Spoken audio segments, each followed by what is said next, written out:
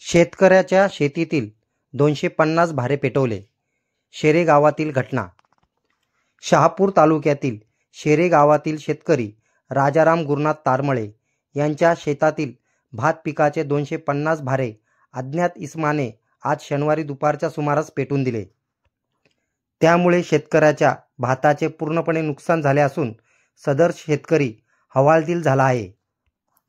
बियाणे, मजुरी, मशागतीसाठी येणारा वाढीव खर्च, आलेल्या अकाली पावसासारख्या आसमानी संकटापासून वाचून जे भाताचे भारे शेतात ठेवून दिले होते ते शेतकऱ्याची वर्षभराची कमाई असलेल्या भाताचे भारे पेटवून दिल्यामुळे शेतकरी आर्थिक अडचणीत सापडला असून प्रशासनाने पंचनामा करून त्वरित नुकसान भरपाई द्यावी अशी मागणी शेरे गावातील नागरिक राजाराम गुरुनाथ तारमळे हे करत आहेत.